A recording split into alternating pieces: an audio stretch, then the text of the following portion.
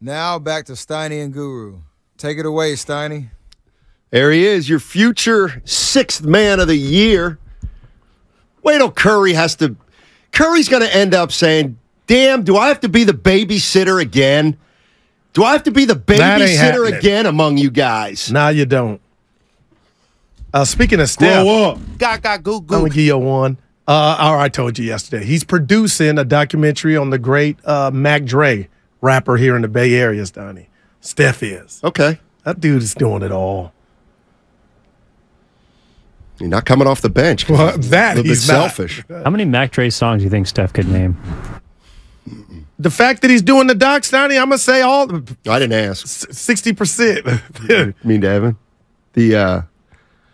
What was I going to say? I forgot what I was going to say. Big Dragonomics fan. No, it was about this face.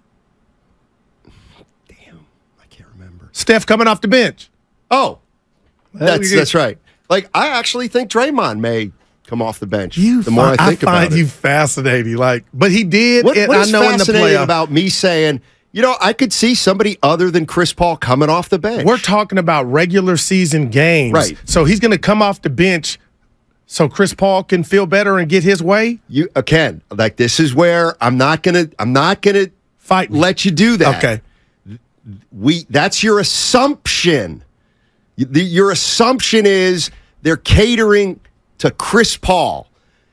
That's not what they're doing. I don't believe. What he's doing is he's leaving all his options open, and if he can figure out a way to make the Warriors better as a team that could possibly include Chris Paul coming off the bench, he's open to it. I mean, Chris Paul starting, he's open to it. But I'm not gonna say there's nothing to do with what you're saying. Yeah. There probably is. There probably is, and that's why they're not heavy-handed about this, I think. Which is smart. And you mentioned the reasons. We went over it. Is Spadoni back there? You can't see him? Okay, Spadone, 707 says, and I want you to compare and contrast. This sounds like Russell Westbrook on the Lakers. And we know how that turned out. A little bit. Bonte and I were talking about that yesterday. It kind of felt like it was never a fit at the start. I would say Chris Paul, though, his game has aged a lot better than Russell Westbrook's has. So it's not going to be, it's more apples and oranges. But the similarities with the expiring contract of this past year, and you see how it worked out for the Lakers halfway through. They just pulled the plug, and it worked out for them. They got to the Western Conference Finals, obviously. But if that happens with the Warriors this year, I don't think, if the Warriors end up moving off of Chris Paul, in January, February, does that mean the season's going well at that point? Probably not, right? No doubt about it. Good point. Good point. Yeah. Grandpa Daddy, our guy, he's going to owe us $50. What's up, Grandpa? Hi, what's up, guys? Steiny, you cracked me up with that $50, man. But I agree. You know what, Goo? I agree with Steiny. I do agree and see his point. They're going to do, Kerr's playing it really tight to the chest. They're not throwing it down his throat. And they're going to do what's best for the team. However, Goo, I do feel it too. I kind of feel like it's his ego, man, and they want to appeal to his ego. I don't like that. I know. I hear you too, Goo. So I'm going to agree with both y'all, and I'm going to say you're both right. Yeah, and I appreciate it. I love the show. I love you guys. Man. Thanks, Grandpa. I think we're both right too. Yeah, no, if I do say so myself. And I love I keep going back to what you pointed out in that article in The Athletic by TK. The way that they're doing this is not and we love Kendra Andrews, Steiny. She wasn't forcing it on Chris, but he wasn't at a point to where I'm not going to hear that from any and everybody. So they'll let it naturally happen. And I guess Kerr, when he says 6 starters, is hoping maybe Chris, not it being jammed down his throat, will say, you know what, I'll come off the bench. But Steiny, I just don't live in a world where I think, forget Chris Paul for a minute. The Draymond Green, the junkyard dog, I know that dog ain't saying, hey, got my hand up, I'll come off. That's just, now I could be super shocked. And did it already in a playoff series. And you called it. But this is different. How? It might be easier to go to the bench in the regular season. And this is it went to what Spadoni said with the Lakers. Well, not as much because they didn't have 4 titles. These guys are dons. We just need you to play a part, Chris. Your days of being Al Pacino, the leading actor, no, we don't have that role for you, bud. But you can be an extra, and you can be a good extra, but we got our leading man. But here's the thing. Yeah, okay, they're dons. Everybody's a don. They won 4 titles. I love that term. Chris Paul ain't coming on. I hate to say this, but I'm going to be literal. Chris Paul is not coming on to a championship team. He's been acquired by a 44-win team. A 44-win team. That's who he's joining. I'm mad at you for that. Okay, so that's all. So if there's, look, what's the goal? Well, we got to improve on 44 wins. That's what we want to do. How can we do that? If it includes starting Chris Paul, maybe it does. But until further, he hasn't joined a championship team. That would have been the Denver Nuggets had he gone to the Denver Nuggets. I know. I'm being literal, but I'm right. Daquan, or hopefully I'm saying that right. What's up, Daquan? Hey, how's it going, you guys? I'm listening to the show, loving it, first thing foremost. Right on, man. So I wanted to touch base on a couple little different points you guys are making. You guys are making some real good points. I personally think that Chris Paul should start for the simple fact that the biggest thing with the Warriors is turnovers. Yeah. And Chris Paul, he's not really a person to turn the ball over like that. We need a floor general on the floor.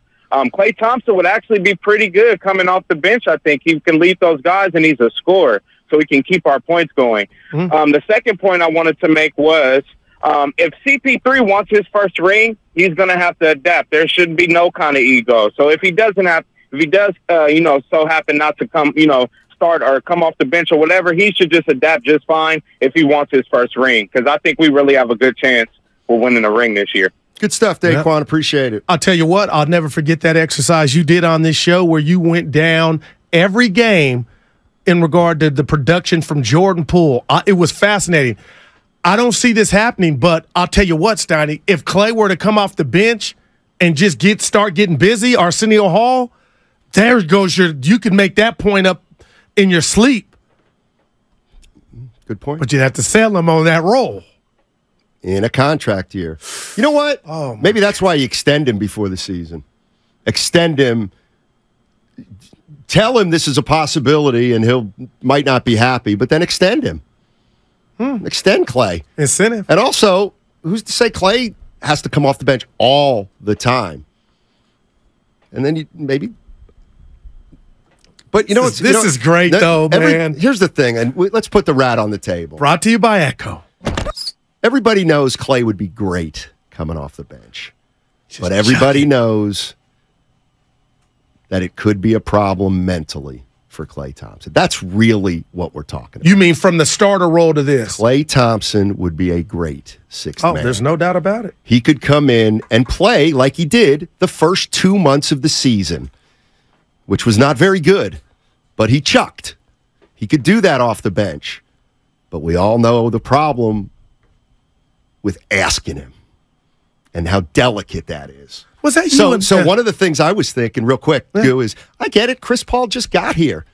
But if all things are equal and the best thing for the team's Klay to come off the bench, why can't Steve Kerr go, hey, Klay, suck it up. You're coming off the bench. It's the best for the team. I don't care. Everybody's like, I got something for you. Chris Paul's going to have to come around or else. Okay. So just because Klay's been here for 10 years, he doesn't have to come around? That's all. That's where I was going, Steiny, because I would feel like if I were Klay, damn, coach, this dude just got here and oh, my goodness. How many parades you had with this guy? Oh, okay. That's how you playing it, huh? And Evan, and you had a discussion before we got on while Kerr was on with the morning show about why,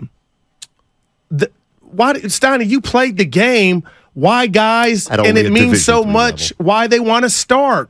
Because in my world, 98% of the time, Evan Spadoni and Steiny, the 5 starters are the message you send, the subliminal, those are your best 5.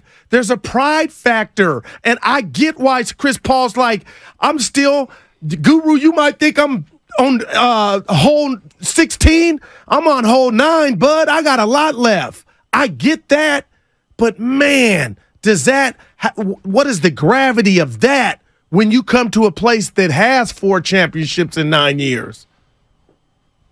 That's just all I ask. Well, it's a little bit different, but wasn't Klay Thompson the one who approached Kelly Oubre when he came to the Warriors and basically said that, hey, like, you're going to accept your role because we got a finals MVP that came off the bench.